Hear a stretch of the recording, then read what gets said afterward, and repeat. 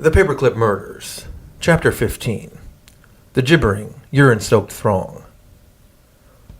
I can't tell you quite what it's like to lay for what could be hours on the hard concrete floor of a hard concrete city, just having fallen down an entire flight of hard concrete stairs, gazing up at the stars that are partially obscured by buildings, smog, and the bum urinating on your chest, unable to blink or move or do anything but just barely get enough breath into your lungs to keep yourself alive.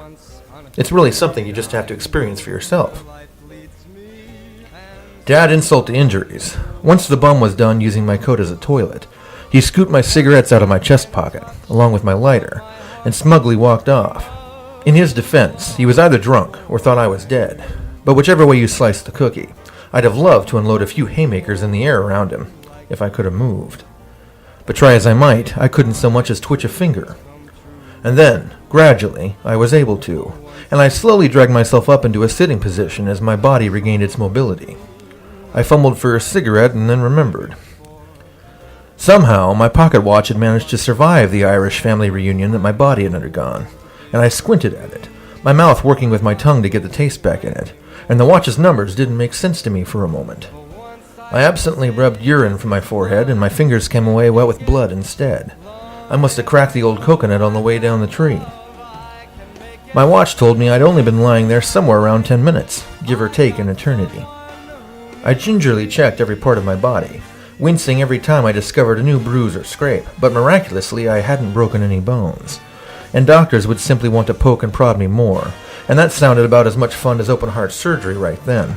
So I struggled on my feet and leaned for a moment on the railing, planning to head home and push my face to the bottom of a bottle of vodka.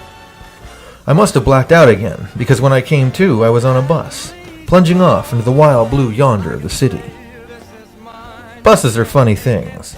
Nowhere else in the whole of existence could you find anyone who could propose the idea of a mobile sanitarium whose brain-frothing inmates could come and go as their crazy winds took them, but somehow the schmuck who invented the bus pulled it off and got a whole gaggle of people to sign off on it.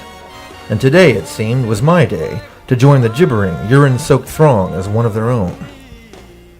I limped off at the bus stop closest to my office, and upon reaching my front door, I realized I was going to have trouble fumbling the keys out of my pocket.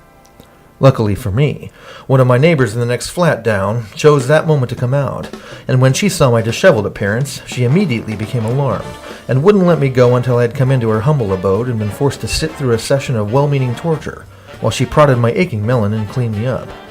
And all the while, I began questioning the evening, and the way it had taken a dark turn for me, like a surprise visit from the in-laws. Had Woodchuck somehow drugged me, put something in my drink while I wasn't looking? Or, unthinkably, could this be the first sign that I was still mortal, and old age, heart attacks, incontinence, and the like were waiting to claim me as their next personal playground? Would I wake up tomorrow thinking I was a radish and drooling all over myself? These and other questions bubbled in my brain until I'd had enough. Enough, I said, and stood, thanked the startled neighbor for her ministrations, and paced into my own abode, whereupon I attacked the first glass of vodka that come creeping by me. I must have passed out again, because the next time I blinked, it was mid-morning. I was on my beaten sofa, and my body was the hockey puck from last night's match. The world began bleeding at me in springy, ringy, dingy noise, every few seconds adding more flavor to the swirling cornucopia of pain sensations floating around me. And then the noise became the identifiable tones of a phone, calling me back into the world of the now. I lurched for the blag, knocking the receiver off with a numb hand, and scrambled to grasp it up and stick it to my ear. "Gray," I rasped, wincing at the effort. "Carrington? It's me, Dave!" Stravinsky's voice burbled at me. I considered shooting myself right there just to teach him a lesson. "Carrington, old buddy, old pal, old chum, have I got a scoop for you? A real scoop!